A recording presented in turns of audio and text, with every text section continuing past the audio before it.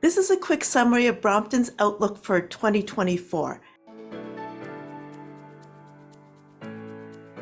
Brompton believes that the phrase should not be higher for longer, it really should be back to normal.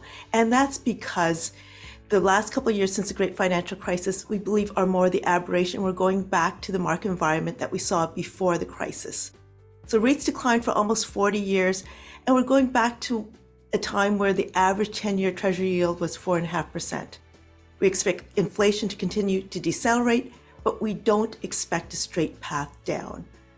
Central banks should cut rates in 2024, but they are wary of cutting too much too soon because they want to keep inflation under control. Brompton also expects the global economy to slow down further. The United States should be one of the strongest economies due to their high deficit spending, and the 30-year term mortgages limit the effects of the higher interest rates. 2023 was a great year for equity returns in the US, driven by the tech-heavy Magnificent Seven. These stocks should continue to see superior earnings growth. Artificial intelligence is only in the first innings. We expect the earnings growth to broaden this year, so the differential in performance between the Magnificent Seven and the rest of the market should narrow. We expect dividend stocks to outperform after underperforming last year.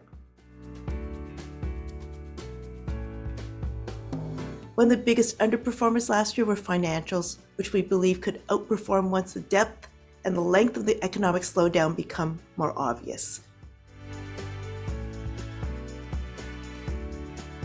Since 2024 is an election year, the normal playbook is for a weaker, more volatile start, with defensive stocks outperforming, and then a rally around the election once there is more certainty. Returns are typically positive for election years, but not as strong as the third year of the election cycle like 2023. Brompton believes you need to stay invested. With increased volatility, we expect to use our covered call program to convert more volatility into income. With the expected decline in interest rates, dividend stocks will be in a better position to compete against fixed income.